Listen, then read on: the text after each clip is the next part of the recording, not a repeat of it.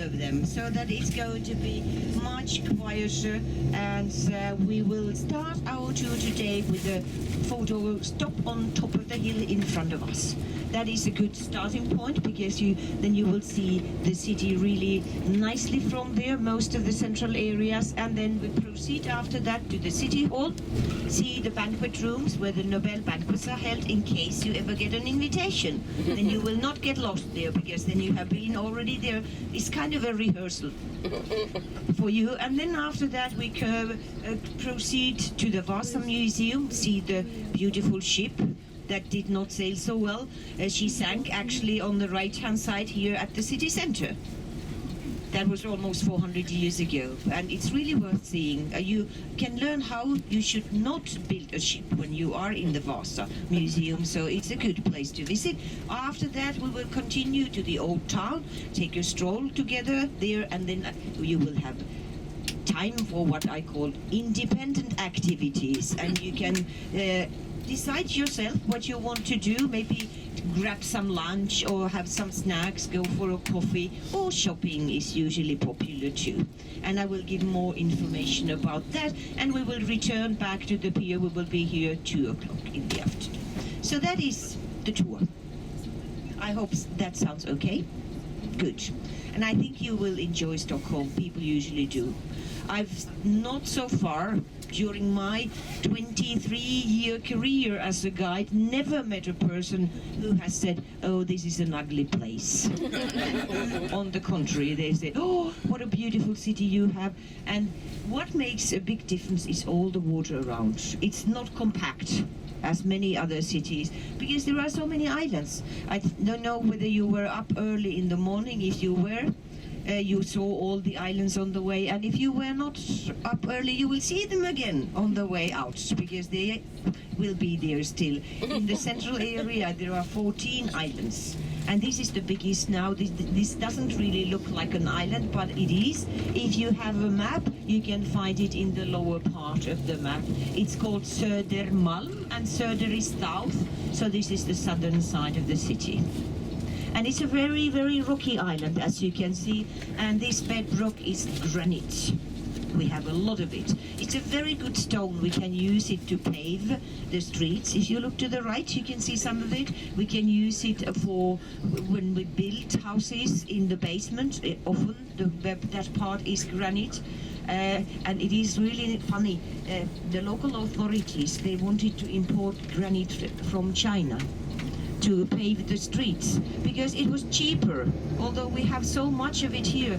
But the inhabitants of Stockholm did not really like the idea, and I think they were thinking of the coming elections, the politicians, because they changed their minds. So now we still use Swedish granite, not Chinese.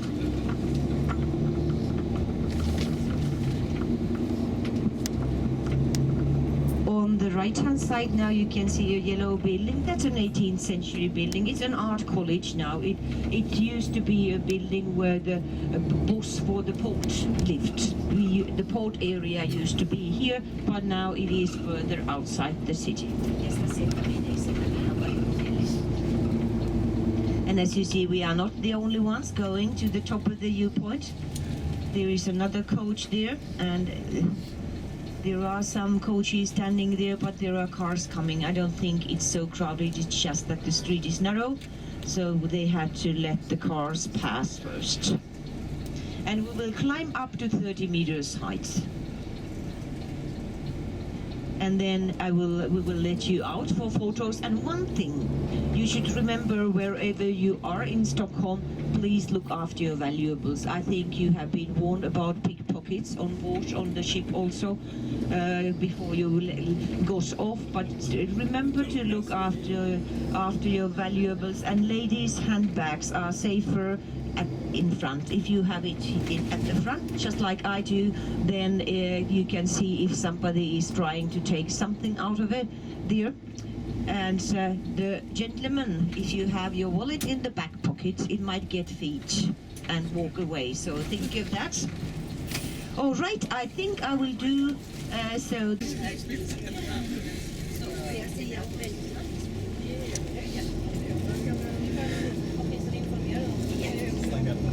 All right. right, then we continue our tour.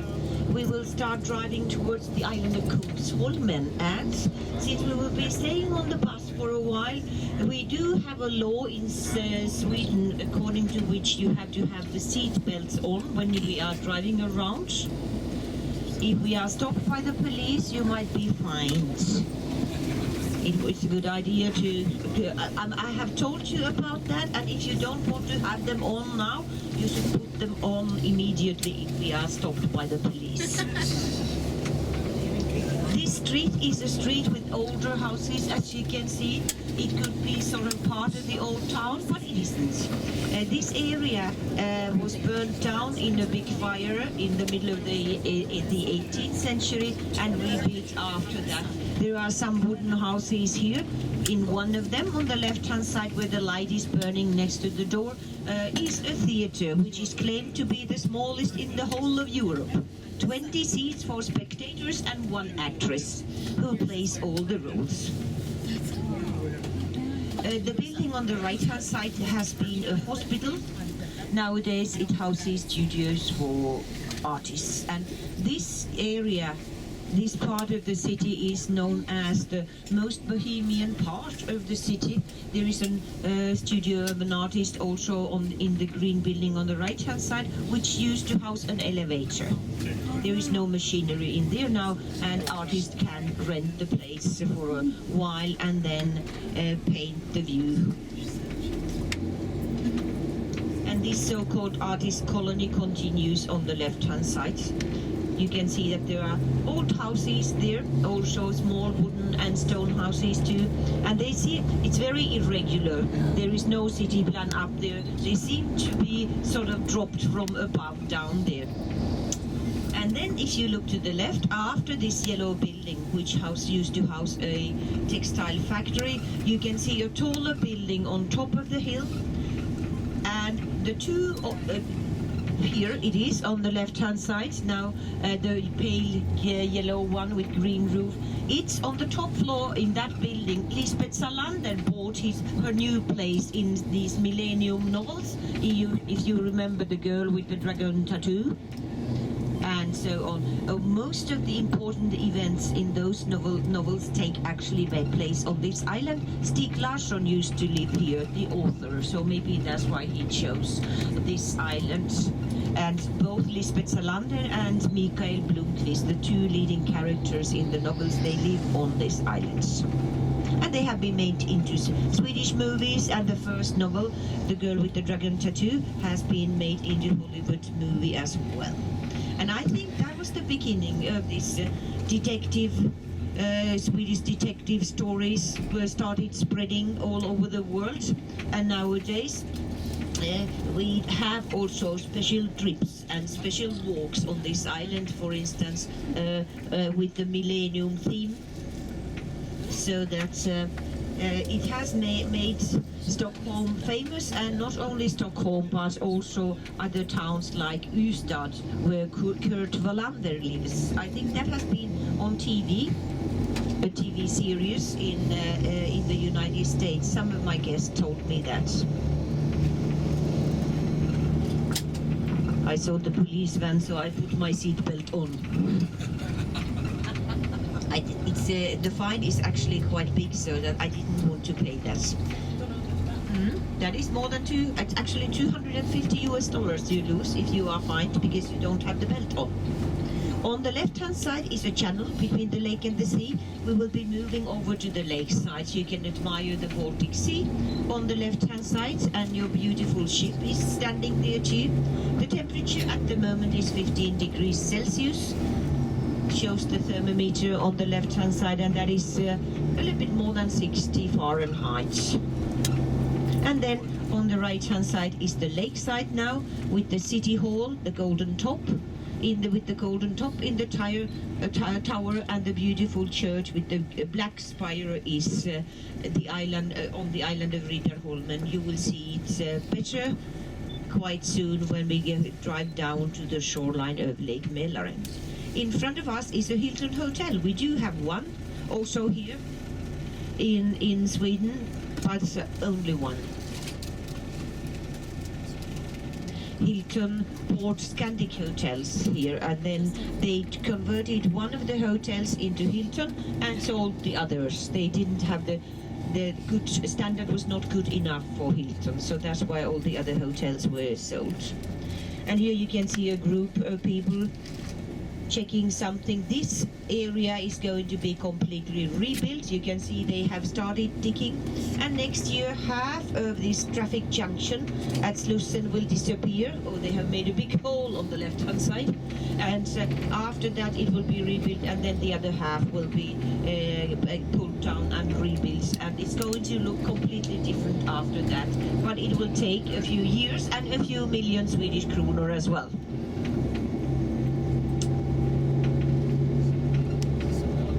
In front of us now is a small street that goes up the hill there. That is another artist colony. And just a little bit further to the right is the street Bellmansgatan number 1, where Mikael Blomkvist lives in the novels, not in reality. And it's said in the novels that he bought the flat. It is a condominium, but it is not. It is actually a rental apartment. And there is somebody else living there, not Mikael Blomkvist. The actor, Mikael Blomkvist, is actually now Mikael Nyqvist, sorry, is the name of the actor, also Michael Nyqvist. He's actually shooting a Hollywood movie. An American film team is in Sweden here now, and it's kind of a detective or criminal, I don't know, thriller or whatever. So they are filming it here in Sweden at the moment. And obviously there's going to be typical red Swedish houses in it. If you look ahead, you can see that this street is pretty long. It is the longest on this island. It's the most polluted street in the whole city. The air here is not very good, and as you see, new trees have been planted on both sides here now, linden trees. They are the ones that can actually grow in a city where the air might not be so good. They can take the pollution, and it is of course so that they clean the air, so that's why they have planted the trees. And I would not personally like to live here. I don't think people can have windows open because there's a lot of dust coming in, and also those particles that are dangerous for your lungs. They come from the macadam or asphalt that covers the streets. Now we go, oh, look at the car, a golden one. They sell beans. It's hopefully coffee, not the other beans.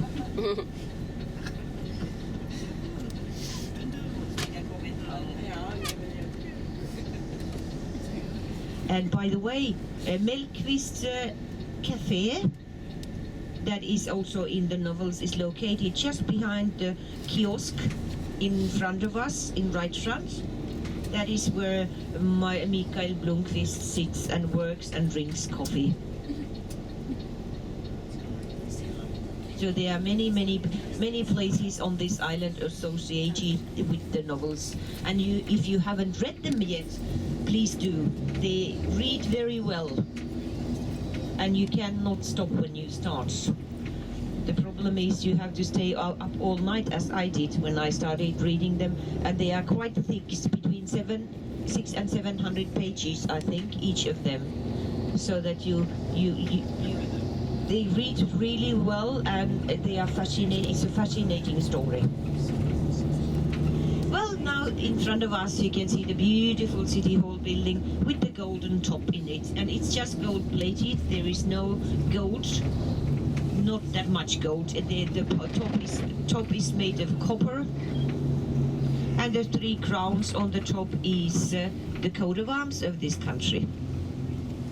And the ice hockey team is called that also. It's really a good one. Last year they won the World Championships in Stockholm. This year they didn't do so well, but still many good players. And then the central area of the city with the high-rise offices standing in a row there. It's a good landmark, actually, very easy to remember. And then closer to us now is the island of Ritterholmen with this beautiful red brick church, which dates from the first part of the 14th century, so it's almost as old as Stockholm itself. There are 17 Swedish kings buried in the church, so it is like our Westminster Abbey, or St. Peter's Cathedral in St. Petersburg, where they have the Russian Tsars. The island of Riddarholmen belongs to the old town. And we are now driving along the shoreline of Lake Mälaren. As you see, there are many ships moored along the shoreline here. The biggest ones are hotels or offices, and the smaller ones are houseboats. It is possible to live like that in Stockholm too.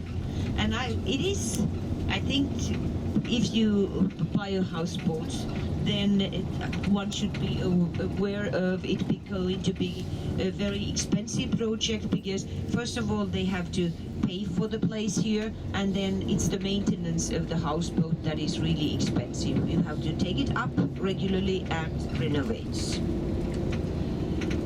The enormous red brick building on the left-hand side used to be a beer brewery, München Bryggeriet is the name of it, and München is Munich, so it was Bavarian type of beer that was made there until around 40 years ago, when it was closed down and became a congress center and an office building. Luckily it was not pulled down as they planned to do first. And then if you look to the right, there is a beautiful shoreline on the right-hand side. It is the shoreline of the island of Kungsholmen, King's Island. That's the western part of the city. We are heading that way. There is a long bridge in right front, which we are going to cross to get there. And we do have quite a few bridges, because there are many islands, 14 in the central area, so 54 is the number of bridges in Stockholm. This water here on the right hand side is water that I have in my water bottle. Yeah, and Gitte has also a water bottle with the Lake Mälaren water. We drink water from the tap here, and it is safe, it is clean. Waterworks are located a little bit further outside the city, and we take our tap water from this lake. So it simply shows that Sweden is environmentally a very clean country. You can see certainly fishermen today in the central area standing on the bridges and fishing. There is salmon and trout, for instance, here, pike, perch, and so on. And herring, of course, which you might have tried on board on the ship. The yellow building behind the trees on the left-hand side has been owned by the Nobel family. And if I say Nobel, then you are probably thinking of dynamite. Alfred Nobel was the man who invented it. In Swedish, the name is pronounced Nobel, with stress on the second syllable. So we don't say Nobel, we say Nobel. The Nobel Prizes are presented in the city, in the central area of the city, in the concert hall, and the banquet is held in the city hall where we are going now. So I will tell you more about that when we are actually there. And now let's cross the bridge, which you have to do twice if you take part in Stockholm Marathon, which was here 2 weeks ago.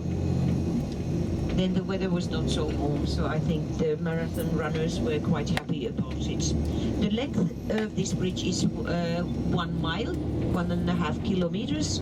It was completed in 1935. Before this bridge, we used to have boat traffic across the bay here from Kungsholmen to Södermalm, and it was rowing boats. It was women that rowed these boats, and they were pretty robust and athletic, of course, and they were also famous for their foul language. So they were not very ladylike, I think. If you look to the right, now you can get a good view, a photo of this view on the right-hand side with the old town, the city hall, the island of Kungsholmen, and on the other side is Lake Mälaren that stretches 120 kilometers to the west of Stockholm. It's a very long lake and very narrow. So often people say, oh, what is the name of the river you have here in the central part of the city? Although it is not river. It is a lake. Covers around 1,000 square kilometers. On the right hand side you can see a lot of padlocks attached to the bridge there. And it is so that when you get married, you can just put a padlock there and you can throw the key to Lake Mälaren, hoping that the marriage will last. But obviously it doesn't help so much, because the number of marriages in Sweden per year is around 50,000 couples get married, and within 1 year around 20,000 couples get a divorce. So it's the divorce rate is very high.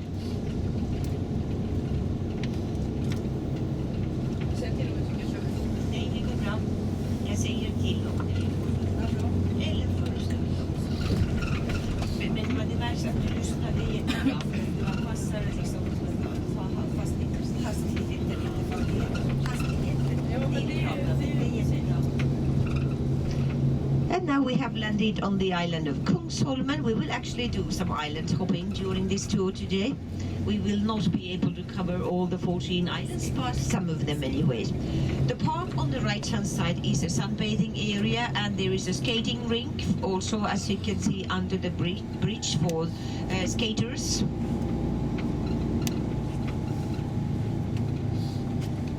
This island has quite a few big parks, and in general we can say that Stockholm is a very green city. Is in the summer, of course. 42% of the area in Stockholm is parks and green areas. 13% consists of water, and 45% is built up area, which is less than a half. It's not really surprising that Stockholm was elected as the first green capital in the European Union. It was 4 years ago, 2010. And one example that they took in this decision was that inhabitants in Stockholm have just 300 meters to the nearest green area wherever they live. So we have a really good possibilities for recreation here. We drink water from Lake Mälaren, we swim in it, we can fish in the central area, and what is more, the local city buses use only renewable fuel in them, like biogas. They might use alcohol, not the one we drink, but ethanol. And then they might have electricity as their source of power, and so on. And then we have also quite a few people have cars that are hybrids now, so that's they have two types of fuel, biogas and then electricity if they run out of gas, or the vice versa. So that's we are really thinking about our environment, and environmental questions is one of the main interests of our king. He attends all kinds of conferences all over the world, and he's an outdoor person, likes skiing and is sporty like many Swedish people are. And if you see people walking around with sticks, it's also quite popular. That's Nordic walking, as we call it. It's a good exercise for elderly. And then also 100,000 people in Stockholm use their bicycles to come to work in the summer when we don't have snow. So that cycling is very popular. And it's maybe because our public transportation system is expensive. A card for 30 days costs 790 Swedish kronor, which is around 120 US dollars. So it's very expensive. And petrol is $2.50 per liter, not per gallon, but per liter. So it's expensive to have a car too. But as you see, many people have them all the same. This street here is regarded as one of the most expensive streets in Stockholm, and not surprising, because it is, as you can see, a shoreline with a beautiful view across the lake. And the higher up you live, the more you pay. I can talk more about housing later. Now we are approaching the city hall, so I will give some practical information about the tour there. First of all, when we leave the coach and start walking towards the city hall, then you should check whether there are any bicycles coming, because you have to cross a bike path. And the cyclists, they seem to be both blind and deaf. When they cycle, they don't see pedestrians, so you have to take care of yourself. And then inside the city hall, I would like to ask you to follow me. It's a workplace, so people are not allowed, visitors are not allowed to run around without a guide. I have to wear a special badge also when we are there. When we go in, I will get the stickers for us, and we put them on. Photos are okay almost everywhere. There is one room where they are not okay, and I will let you know in advance so that you know which one it is, and you can take photos in that room too, but without flash. We are going to see during the tour the banquet halls and also the working area. I will start my tour outside, and then I will give you time to take photos of the view before we walk in, and then I think you might like to see people here sitting preferably outside. And we think that now that we have been members of the European Union for a while, we have adopted a more European continental lifestyle, which means that every single restaurant, most of them in the old town for instance, has a small area outside so that you can sit outside and drink your coffee or whatever. And it's like the same here too. The restaurants here, they have also space in the square with the roof on the top, and they have also these special infrared heaters there. If it's cold outside, you can still sit there because there is a heating system.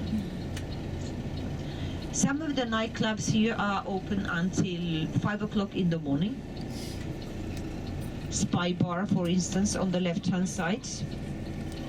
And the word spy can be pronounced also like a Swedish word, spy, and then it means vomit. So you can either, it's interpreted as a special bar for spies, or a special bar for pukers.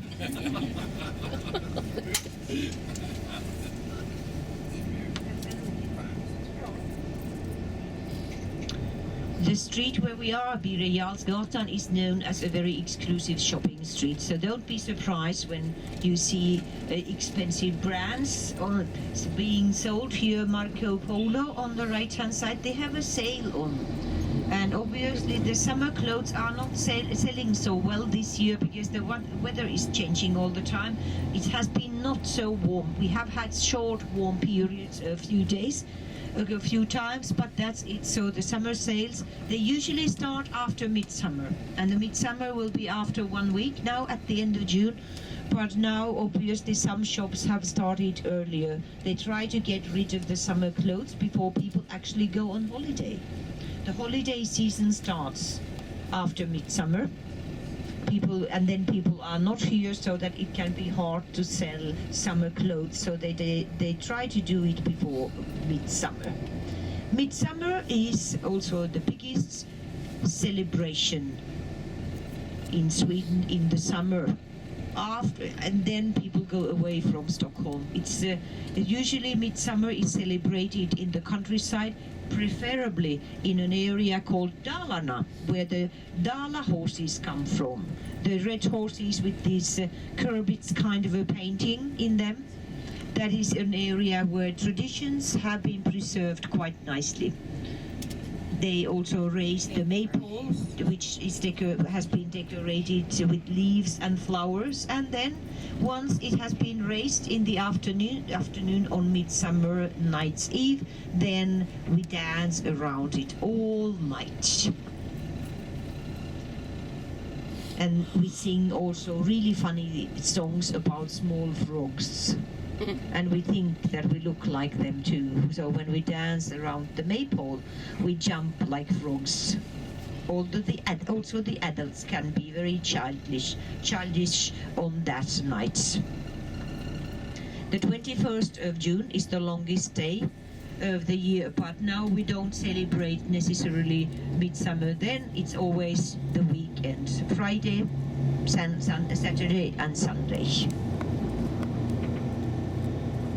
And Midsummer is an old pagan festival, actually. It was the longest day of the year, and now it has become the day of John the Baptist. So the church has adopted some of the pagan festivals, and Christmas Day is the other one. It was the shortest day of the year. It was celebrated as such before we adopted Christianity, and then it became the birthday of Christ. And here on the right hand side you can see a Prada shop. So if you are into Prada, it is available here too. Also Louis Vuitton bags that are popular.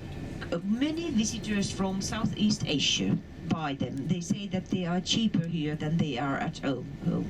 And if you get the tax-free refund check, then you get a nice discount from 10 to 15%, and then you have to spend at least 201 Swedish kroner, and I think it's very easy in a Louis Vuitton shop, where the cheapest bags I think are around 20,000 Swedish kroner.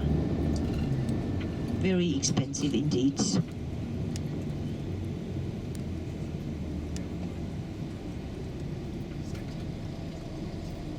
And there are also many other exclusive could get a balcony. Then it was regarded as a luxury for working class people. Just like in the bathroom, they had a toilet and they had a hand basin with running cold and sometimes hot water, but not a bathtub, because that was regarded as luxury.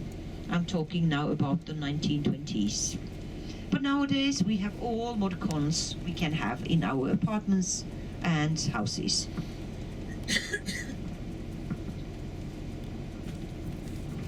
We do also spend around 30% of our income on housing, so it is very important, obviously, for us that we have a nice place where to live.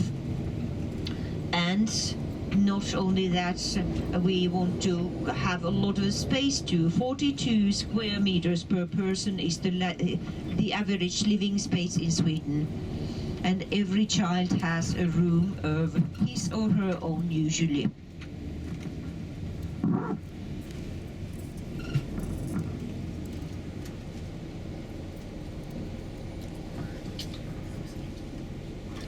The beautiful beige building on the left-hand side is the Royal Drama Theatre. Greta Garbo, the divine Garbo, went to drama school there before she left Sweden for Hollywood and became the divine Garbo. She's buried in Sweden. She died at the age of 84. 1990, and 9 years later she got her final resting place in the Woodland Cemetery, which is on the southern side of the city. That's where she is buried.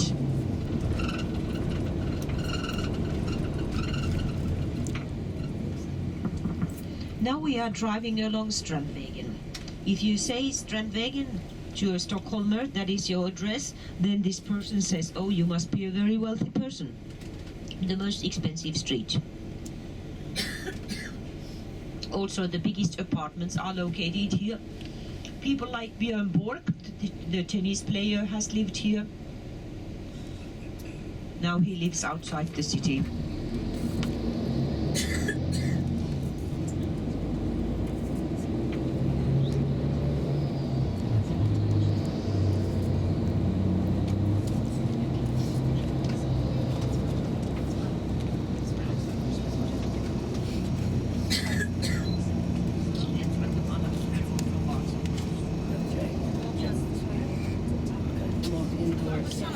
You can walk all the way in between the trees, all the way up.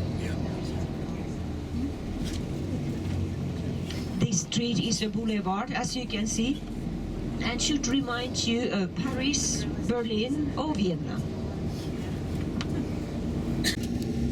So you can see where the prices actually are presented by the king. And here we have some sporty people running around. It's a good, actually good run if you run all around the whole island of Kungsholm, and that's 6 miles. And there are pedestrian paths and bike paths all the way around the island, so it is actually really nice. On the left-hand side you can see I don't know whether I can call it a masterpiece of modern architecture. There is a Congress Center with metal sticks decorating the facade, and behind that a couple of office buildings and a hotel. It has sort of become the new landmark in the central part. Earlier it was the City Hall Tower, but now if you are standing behind those you cannot see it anymore. And that is why that building was criticized a lot when it was built there a couple of years ago.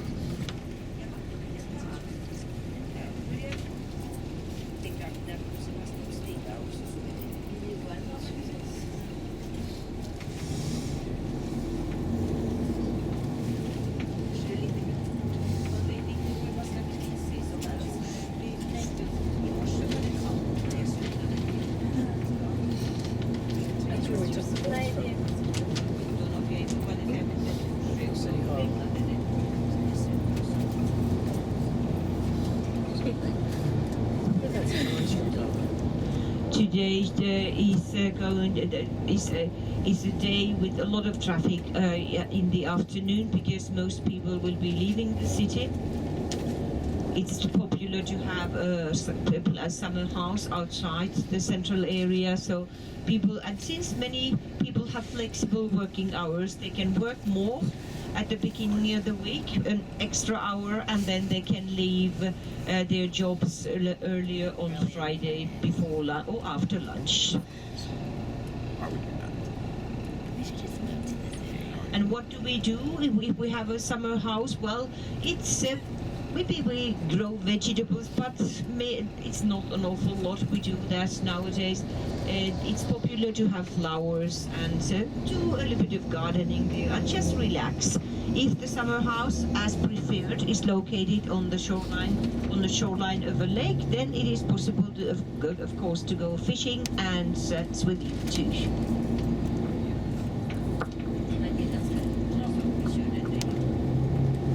On the right-hand side, the small island with one building on it only is the smallest of the 14 islands. You can see it between the bridges here, Strömsborg. Behind that, the island of Riddarholmen, and just right across the bridge to the right is the island of the old town, Gamla stan, as we call it in Swedish.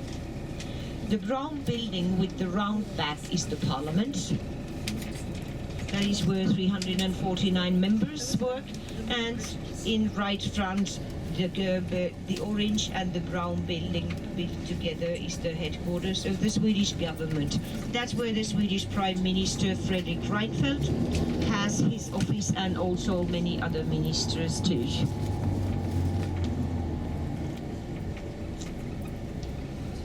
And this part of the city where we are now is very modern, except for one building, the church in front of us, that dates from the middle of the 18th century. I don't know whether there is somebody special staying at the Sheraton Hotel, because there were policemen here yesterday standing in front of the hotel, and also today. It can be a pop star. Britney Spears, for instance, likes to stay at Sheraton when she comes here to give a concert. And Justin Timberlake, or whatever he is called also. I'm very sorry, I said that I'm not into pop music, so I don't really know the stars. I know Rolling Stones, and they are, grandfathers now, so that's more my generation. Oh, they can be great-grandfathers also, yes. And they stay at the Grätt when they come here. So does Bruce Springsteen, who comes regularly to Sweden. He's very popular here. The railway station on the left-hand side is being renovated, as you can see. In actual fact, there is a new commuter train station being built here, so that's why this part of the city looks like a construction site, and it is. A 7-kilometer long tunnel has been built here, or is being built underground beneath us, and also the station in right front. on top of the station there will be a hotel called Continental built now. There was another hotel there called Continental, which was taken down, and now they built a new one, probably much taller than the old one was. So this is the 1960s and 1970s architecture. Well, except for of course, the railway station, which is older, from the middle of the 19th century.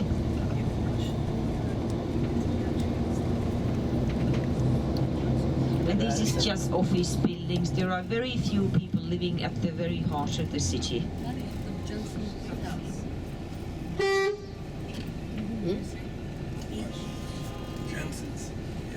Oh yeah, taxi drivers, they are really good drivers, aren't they? And I don't know whether you heard, but I said Egypt. And that is Irish people say, instead of idiots, use the word Egypt. Now we will take right here soon and start driving along King's Road, which is one of the older streets in the central part from the 1920s. And if you think you are in the United States now, we look. There are things that look familiar. I think Burger King, 7-Eleven, but then we do have a kebab house also, something Turkish. So as for cuisine in Stockholm, you can find any cuisine, I think, in the world, because this is a multi-ethnical country. 9.5 million people in this country were not born in Sweden, but somewhere else. The biggest group is Scandinavians, or people from the Nordic countries, if we want to include Finland as well. And then we have had 2 waves of migration here. The first one was labor force, and that started at the end of the 1950s, after the Second World War. Sweden had not taken part in the war, and that is why we did not have anything destroyed here. It was everything was working, all the factories and so on, so we needed a lot of labor force. So Nordic or Scandinavians started moving to Sweden, especially Finns actually from Finland, and then we got also labor force from the former Yugoslavia, we got labor force from Greece and Italy. And then in the 1970s began the second wave of migration, which was political refugees. The Swedish government decided that since Sweden was a very wealthy country in the 1960s, the wealthiest in the whole world, it would be human to give a political asylum for refugees from countries where things were not as well and not as calm as here. At the moment, Sweden is the only European Union country that gives all the political refugees from Syria a permanent permit to stay in Sweden immediately when they arrive here. And I think last year we got around 50,000 refugees from there, and I think the number is increasing. The only problem is it's very difficult for them to get here. The marketplace on the right-hand side is called Haymarket Square. And then the concert hall, the blue building, is the one where the King, His Majesty Carl XVI Gustav, presents the Nobel Prizes. That is to say, a diploma and a medal to each of the prize winners, except the Peace Prize. The Peace Prize winner receives the prize in Oslo. The 10th of December is the day when the prizes are presented and the banquet is held in the City Hall. On the 11th, there is always a dinner hosted by the King in the Royal Palace. Usually the Peace Prize winner attends that dinner too. And now, if you are wondering, you must be wondering what the royal family in Sweden look like. You will soon know what they look like.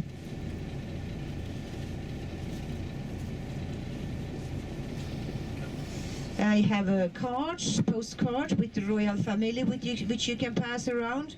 And then I have another one of Crown Princess Victoria with her husband, Prince Daniel, and the daughter who is not a baby anymore. She has started working. She's 2.5 years. Yeah, she did have the first official job already, opened a fairy tale path for small kiddies. She's almost 2.5 years now. The King Carl XVI Gustav, has been on the throne 40 years already and is 68 now, getting grey-haired, and the hair is thinning out. Also, as you can see, Queen Sylvia is actually 2.5 years older than the husband, but doesn't look like that, doesn't look it at all. She's 70.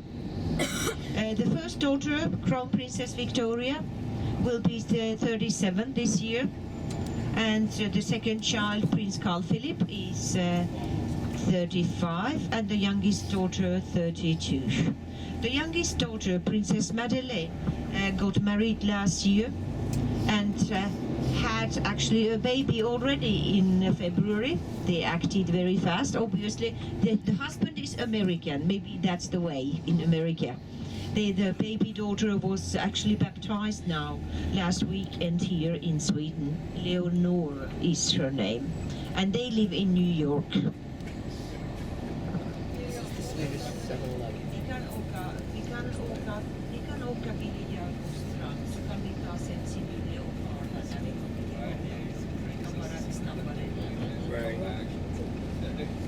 And nowadays the king has no power, so it doesn't really make any difference who sits on the throne.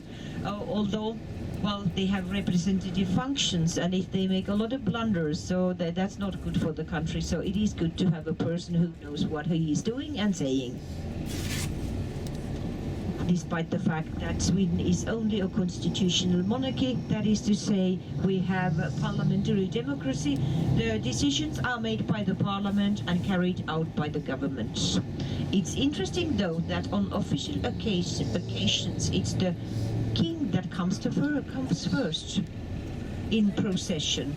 And number two, as you might imagine, after him is not the prime minister, but it is the speaker of the parliament.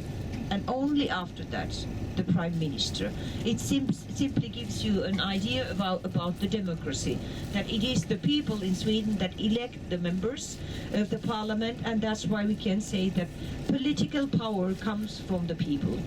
And then if we elect idiots to parliament, it's our own fault. We cannot blame anybody else. Oh, Gitte thought that was a good joke. She's laughing aloud here. Maybe she thinks that we have a lot of idiots there. I don't know. I don't dare to ask. And there are 349 of them, so that they can be all kinds of people.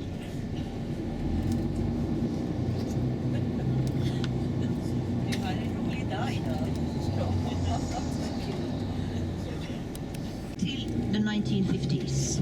Then a man whose name was Anders Franzén read about the Vasa and got really interested in the history of the ship. So he started looking for the ship. It was difficult to find her or relocate her because in different documents they had different places indicated. So he spent quite a lot of time in searching for the Vasa, eventually relocated her and decided that the ship had to be brought up. And that was 1957. It was 1961. The Vasa came to the surface again. It took such a long time to prepare the salvage operation, 4 years. And then Vasa was placed on a dry dock, which was just a temporary museum for the Vasa. When the naval base moved out of this area, then there was an empty dry dock here. That's why they decided to use it.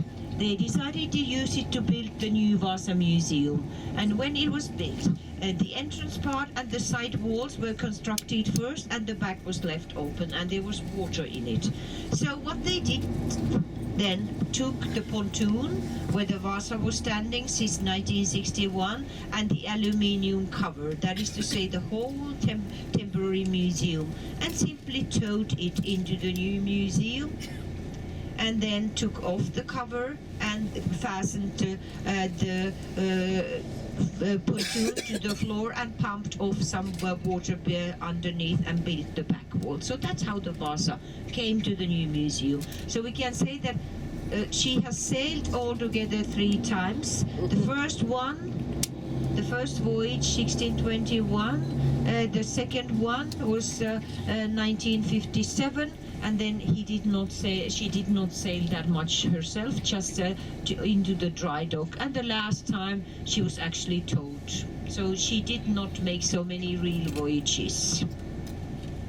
So that is the Vasa. But I think it is a fascinating ship in many ways.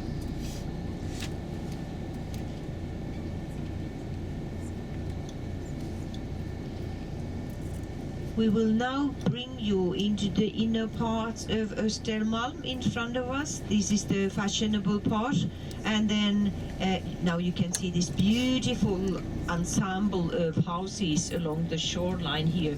If you're looking for a 20-room apartment, a condo in Stockholm, this is the place where you can find it. The price can be, well, we can say from we pay, the average is 10,000 US dollars per square meter in the central area. Here we can say that it starts from 20,000 US dollars and up. So be prepared. And if you have 20 rooms, you have quite a few square meters also. The highest price that was paid in Stockholm was actually in this area in front of us. A man who has invented a computer game called Minecraft. Have you heard about it? Yes. He has bought a place, paid 200,000 Swedish kronor per square meter, which is around a little bit more than 30,000 US dollars per square meter. It's on the top floor, a brand new building. He has a swimming pool on the roof and a good view, of course, across the city. Not that he can use the swimming pool that much, only in the summer. And we do have actually quite a few guys that have made a fortune by making computer games. And then on the left-hand side, now you can see a museum, a historical one. And then we pass also a showroom for Ferrari and Maserati. Are there any gentlemen that would like to get off here and have a look, or maybe buy a car? I don't know how you could get it on board on the ship. Might be difficult to get it into the cabin. Or that maybe they have some special space there.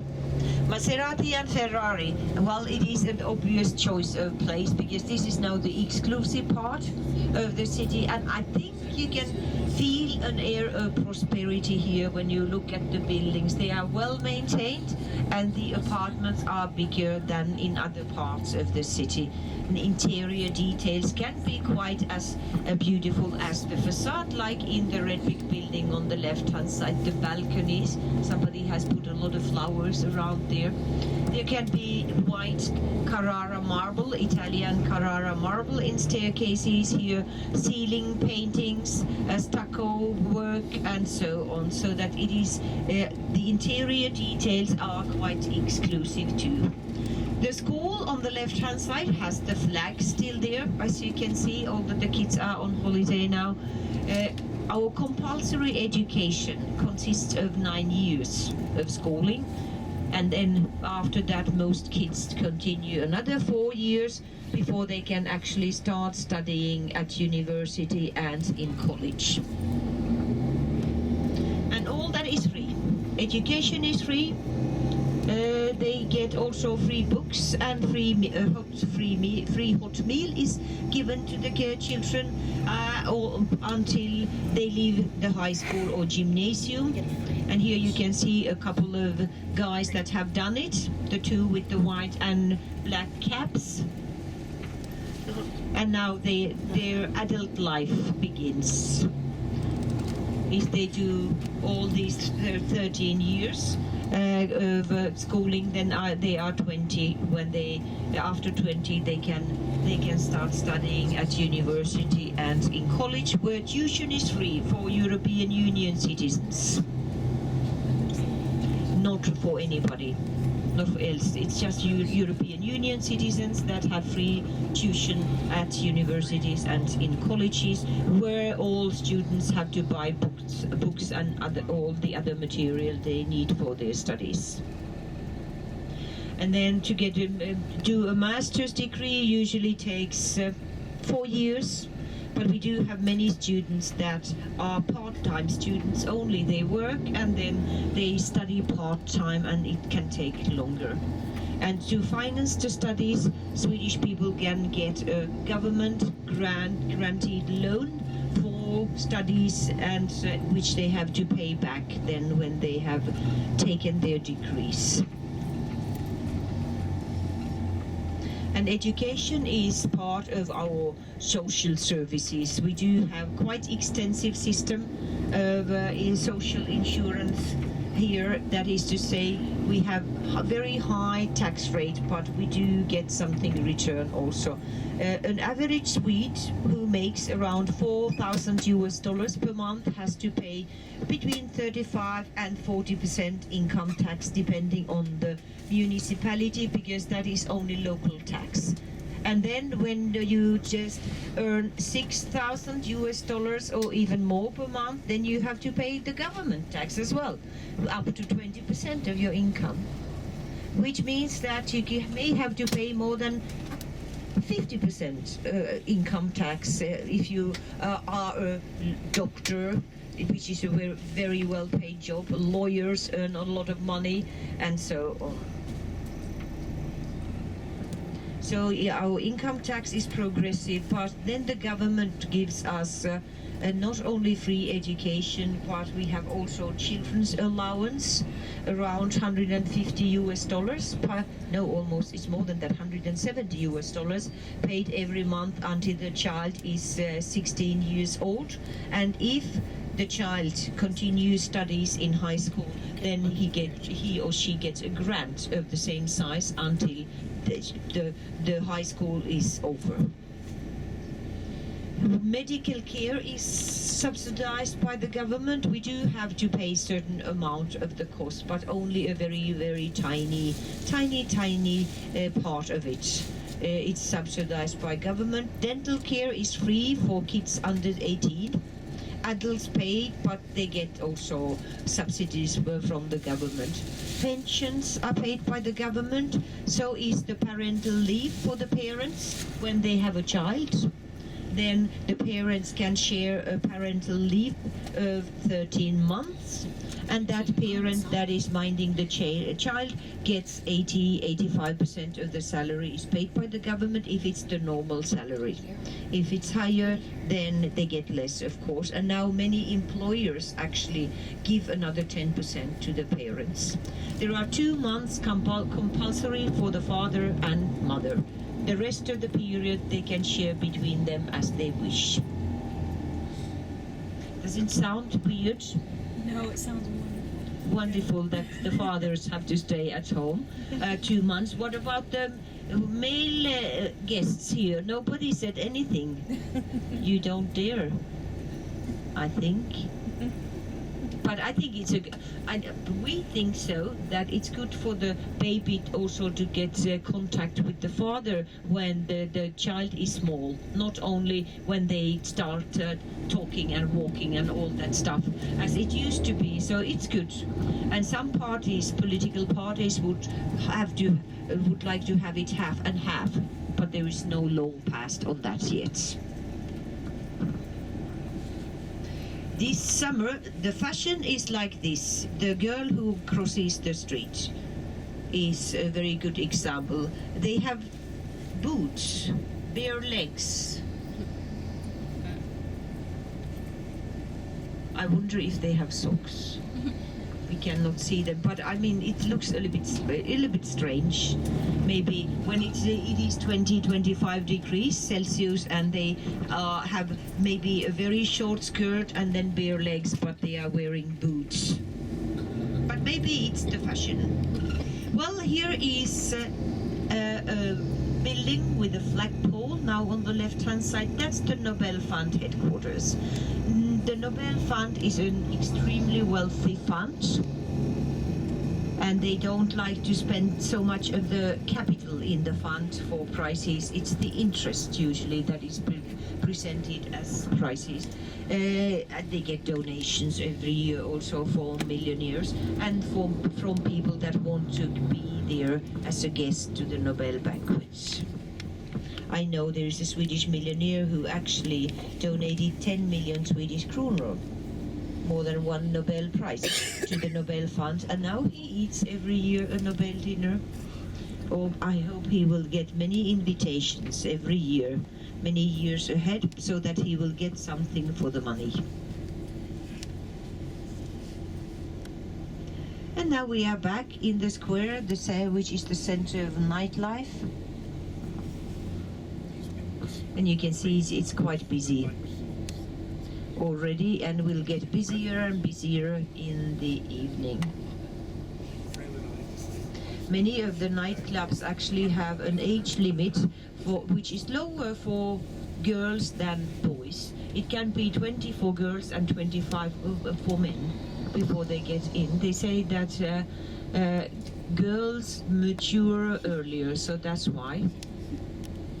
And if you want to buy alcoholic drinks in these special shops that belong to the government, you have to be 20 years. If you want to buy hard liquor, you can buy, you know, the slight beer, very light beer in grocery stores when you are 18.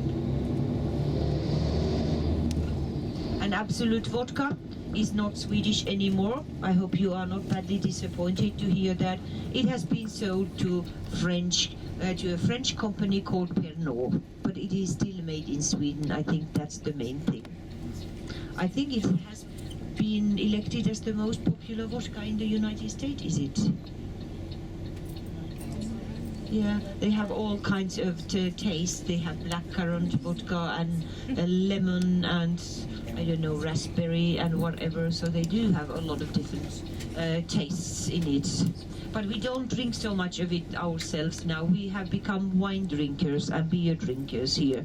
That is to say, we have become more continental, so that we go out every night now, instead of doing it only on Wednesdays and Fridays and Saturdays. Yeah, that is true. People like to maybe go out and take a beer after work and so on. So that has changed.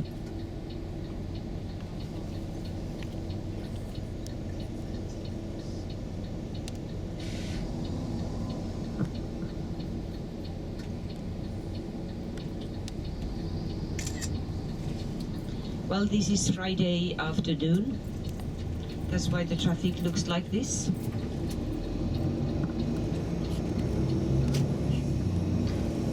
And I would like to ask you now, how much free time would you like to have in the old town? Lots. Have you any idea? As much as possible. Yeah. As much as possible, okay. You plan to have something to eat maybe, and maybe shop? Yes. Okay, then I'm just sitting here and planning the walk there. So then I will just shorten it. If the traffic, we can not do so much about it. So that's and there aren't so many different ways of getting to the old town. That's the problem.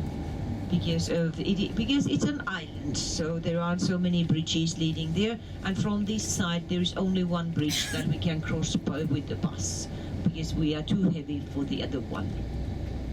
Stockholm was not built for cars, and you can see it in the traffic gets pretty jammed here, and then also parking is difficult. There aren't many areas where you can park, so people just park the cars alongside the streets, which can be difficult. Then if you have a bigger vehicle as we do, it can be difficult to get through.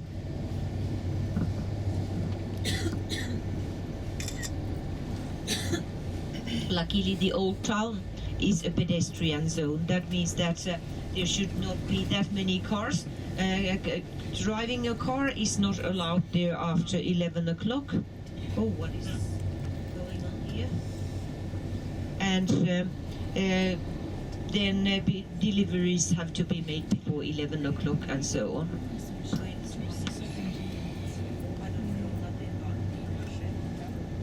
I wonder why. What is going on here? The police? Oh, that is a transport to a hospital, an urgent transport. Maybe the police is going to escort them. No, they are not. They block the street there. Maybe there has been a bank robbery. Yeah, you can hear that I have a lively fantasy. My imagination gets going. Is working now already, trying to figure out what it can be. And there's right over there, she said, right around the corner from the Vasa is the Stadsgården Museum. It's a private museum where all of her characters, she started in the others, Pippi, of course, is the one that everybody knows. And you can buy a ticket to take a special little like fairy tale train there. And look around, it's been very, very popular. But she said that's probably, Pippi was, very independent, spoke her mind, and that's probably has to do with the way women have always been sorry. Oh, there is no bank here. Just a pawn shop on the left-hand side. Yeah, maybe they have of course valuable things in the pawn shop, but it's funny to see it in the exclusive part of the city. But maybe they can be run out of cash too. We have actually in the old town a pawn shop which has become a jazz club, and there in that jazz club there is a lot of things hanging down from the ceiling. That is to say, things that people had pawned and never came and picked them up. So they are still left there in case somebody comes back.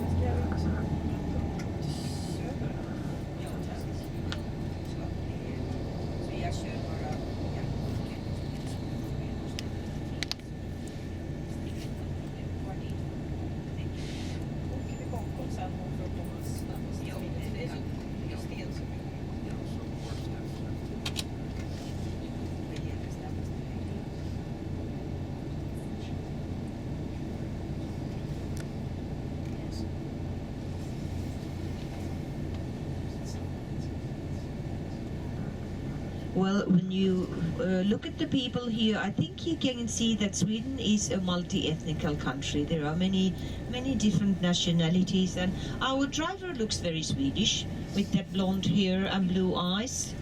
I think you had blue eyes, don't you? Yes. So that she looks very Swedish, but we do have many people with brown eyes as, nowadays too. So that's it's not really the blonde, blue-eyed girl, Swedish girl that is typical in the future. And it's, everything is global now, and we are in the European Union where with 26 other countries, so that's it's okay. So that's now we have free labor markets in the European Union, which means that people can move around a lot.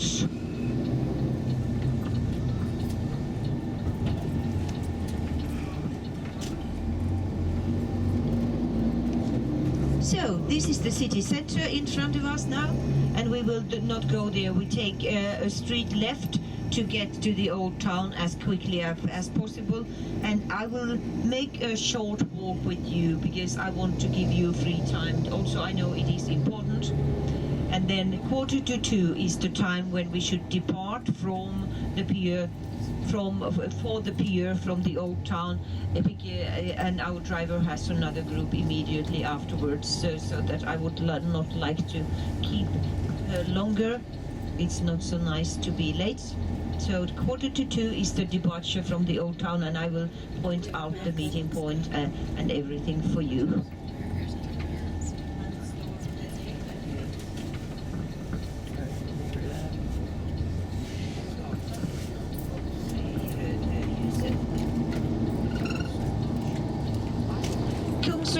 The Royal Gardens on the right hand side is a very popular park. Quite a lot of people like to spend sunny days there. There are many restaurants and cafes and bars there now too. Last weekend we had also the annual Taste Stockholm festival, which means that they had restaurants had put up temporary tents so that the park was full of those, and then not very active churchgoers, I'm afraid. One of the Lutheran churches is on the right hand side, the Church of Saint Jacob. We have Sunday service, of course, every Sunday, but our Sunday service has no social function, as I understand in the United States. You go there to meet your friends as well. You dress up, and whereas here you go just to Sunday service and then back home again, and that's it. Maybe that's why the church has difficulties in attracting people to churches. 75% of Swedish people, or Swedish population, belongs to the Evangelical Lutheran Church. And one could say that we go to service in a church 3 times in a lifetime. Baptism. Yeah, as our driver says, it's the baptismal ceremony. We don't go there ourselves, partaken by the parents. Well, the wedding ceremony, well, usually we walk ourselves then, and the last time would be the funeral. On the right-hand side is the parliament. That's the political power center. And the king works in this enormous building in front of us, the Royal Palace. That is where the banquet apartments are located. Oh, also, and to the right, if you look back, you can see there the Grand Hotel. That's where the Nobel Prize winners stay when they come for dinner in the palace. It's not so far away, but they don't walk. They are taking around in a limo. They all have, each prize winner has a limousine available all the time and a personal assistant to help them, so that they are treated like kings when they come here, staying at the Grand, the most expensive hotel, and they don't have to pay for the hotel themselves. And now you can see the stern of your ship and the whole Viking Line ship there, so that is where the pier is. And it looks almost like yesterday now here, quite as crowded.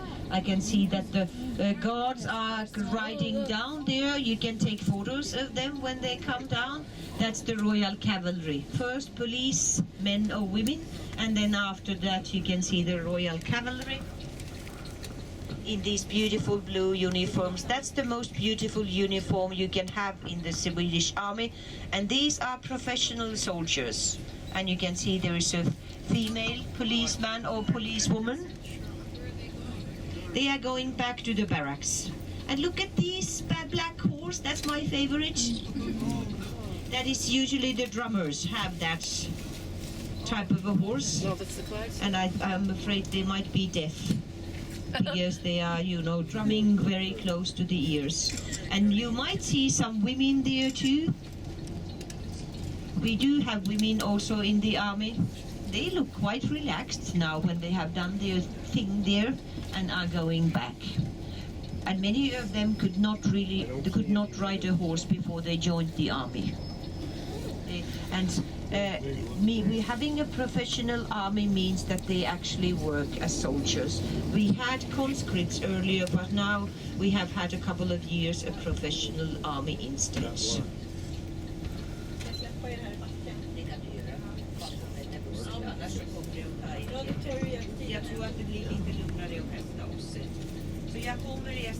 sen vi ska träffa dem på torget efter deras video sedan så jag har gjort ditt telefonnummer också. Ja. All right, we will leave the... Oh, Gita is going to take her motorbike out tomorrow for a ride. So she wants to have good weather tomorrow. What shall we do? I didn't know that you have a motorbike. Oh, big one? No, 550 cubic meters. It's not so big, but you are not so big either. You have to be able to pull it up when you fall down with it, so that's why. Oh, you do not fall down. Oh, I think you never know, but if it happens, you have to be able to lift it up. So you cannot have a really enormous, Harley Davidson or whatever they are called. By the way, Harley Davidsons have become here popular among a little bit elderly gentlemen. And some people say ironically, oh, they want to have their youth back that way, although I don't think it helps. Really, because the motorbike is very heavy. So, but you can see actually couples, and quite often these elderly gentlemen have a ponytail, pigtail also. So they are maybe trying to cover the bald heads with that.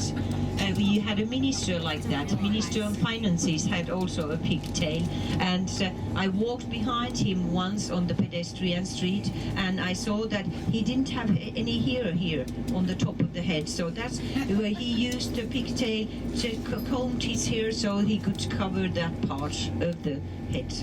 And now he has cut the hair, so now he doesn't have a pigtail anymore, but has a ring, an earring. Yeah.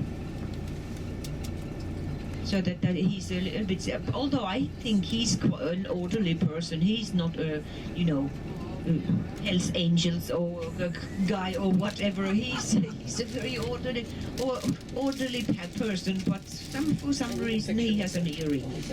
It's the first male minister with an earring, I think. Yeah, maybe it's something, a remnants from his youth, although he's not that old either. He's not even 50, I think. He's 48 maybe. Yeah, so he's quite young still. And now everybody is leaving the city. They are going to the same direction as we are. And while we are going slowly here, you have another chance to admire the beautiful view on the left-hand side, which is really nice, isn't it? So I hope you feel that you want to come back to Stockholm again and see a little bit more of it. Maybe visit the amusement park there. It's the attractions are working at the moment. The catapult is the yellow and the white tower. So it's going up and down there. Then we have different roller coasters and 2 towers. The tall one with the golden round thing on the top is called Eclipse. It's like a carousel where you are rotating and going up and rotating and going down. And then the other tower, the white one, is called the free fall tower, where you come down very fast. From 80 meters in 3 seconds.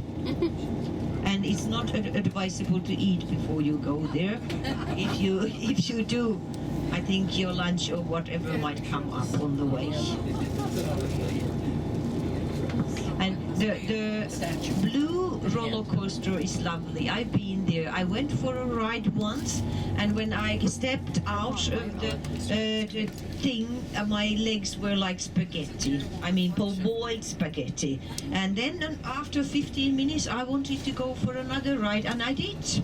I did it twice. It was fun. It has loops so that you are up and down at some stage. So it was fun. They had also a Viking boat, which was pretty bad. There was a bad storm when we were on board in it. But luckily I don't get seasick easily, so I didn't really mind. But now I'm beyond that kind of a stuff. I think I would get a heart attack if I did it, so it's better not to. It's mainly for young people. The amusement park does have also a concert program, so that people go there to listen to music, and there's a lot of music available in the museum. Behind the amusement park is Skansen, the open air museum. Swedish people like singing. It's not surprising that we have so many famous pop stars. It started with ABBA, and we have many others as well. And on Tuesdays in the summer, they have a sing-along evening in Skansen, which means that there are artists performing there, very famous ones, also now and again, can be also